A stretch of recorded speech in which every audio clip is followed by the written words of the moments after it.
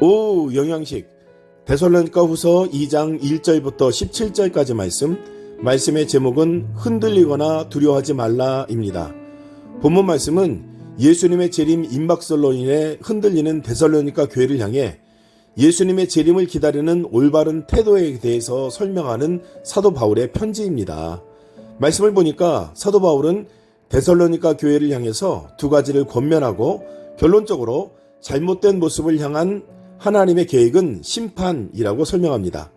두 가지 권면과 결론적 말씀을 중심으로 우리가 가져야 할 신앙의 태도를 함께 생각해 보고자 합니다. 먼저 2절 말씀에 마음이 흔들리거나 두려워하거나 하지 말아야 한다입니다. 어떤 것에 대한 마음일까요? 1절에 우리 주 예수 그리스도의 강림하심과 우리가 그 앞에 모임에 관하여 라고 설명하고 있습니다. 여러분, 예수님의 재림이 임박했다는 이야기를 들을 때 사람들이 어떻게 반응할까요? 마음이 흔들리거나 두려워합니다. 왜요? 초대교회로부터 예수님께서 재림하시면 세상을 심판하실 것이 계속 전해졌거든요. 구원에 대한 확신이 부족한 상황, 교회를 흔드는 외부적 핍박이 지속되는 가운데 어떻게 해야 할지를 모르는데 예수님 다시 오신다면 과연 나는 어떻게 될까? 이것들에 대한 의문들로 인해 두려움이 생깁니다. 마음이 흔들리고 아무것도 손에 잡히지 않는 상황들이 생깁니다.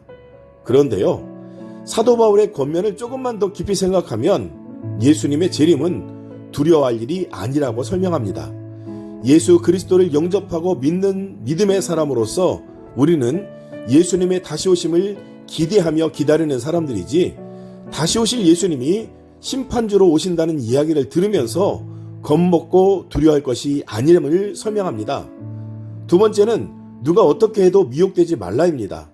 여러분, 첫 번째 흔들리거나 두려워하는 것이 교회 공동체 안에서 구원의 확신이 부족함으로 인해 때론 현실적인 문제들로 인해 생길 수 있는 문제라면 미혹되는 것은 교회 밖에서부터 교회 공동체를 흔들면서 속이는 자들에 관한 권면입니다. 데살로니가 지역에는 로마 황제 숭배 사상과 성적으로 타락한 우상 숭배, 신비 종교들로 가득한 도시였습니다. 이런 도시에서 예수 그리스도의 복음을 듣고 회심한다는 것부터 쉬운 일이 아니었지만 또 회심한 후에도 그곳에서 그리스도인으로 사는 것도 쉽지 않았습니다.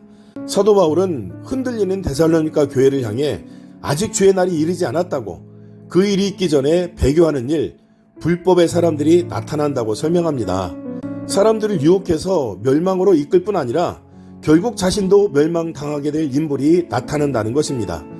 우리가 명심해야 할 것은 불법을 행하는 자들의 활동이 있으나 아직 주님 다시 오실 때가 아니라는 것입니다. 교회 공동체를 흔드는 이단, 사이비, 우상숭배, 세상 유혹에 대해 미혹되지 말라고 설명합니다. 마지막 결론으로 이처럼 흔들리는 이들이 유혹에 넘어가는 경우, 그리고 교회 공동체를 미혹하는 이들에게 임하는 것이 무엇임을 말씀합니다. 12절 말씀, 진리를 믿지 않고 불의를 좋아하는 모든 자들로 하여금 심판을 받게 하려 하심이라. 아멘. 잘못된 가르침에 대한 경고임과 동시에 그 잘못된 가르침에 빠지는 자들에게도 경고합니다. 여러분, 예수님 강림하실 때 이루어지는 심판이 두 종류입니다. 첫 번째 심판은 예수님을 향한 믿음의 고백이 있는가 없는가에 따른 심판입니다. 십자가의 보혈로 죄 씻음을 받고 예수님을 영접한 이들이 받는 심판은 하나님의 나라로 입성하기 위한 심판입니다. 반면에 12절 말씀을 보니까 불법을 행하고 이 땅 가운데 이루어지는 하나님의 나라를 막아서는 자들을 향한 심판은 저주와 징계의 심판입니다. 영원한 사망을 향한 심판입니다. 사랑하는 믿음의 가족 여러분, 주님의 날이 가까이 다가오고 있음을 우리는 잘 알고 있습니다. 그러나 그때가 언제인지 아무도 알 수 없습니다. 오직 하나님께서만 정하신 때를 알고 계십니다.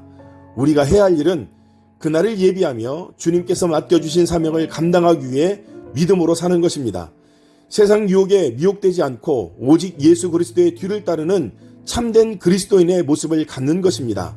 소망하기는 세상 풍조를 바라보며 흔들리거나 두려워하지 않고 오직 성령 충만함으로 영적으로 깨어 있어서 흔들리지 않는 믿음, 악한 영의 역사를 분별하고 물리치며 승리하는 지혜로운 그리스도인 되시기를 우리 주 예수 그리스도 이름으로 축복합니다. 아멘.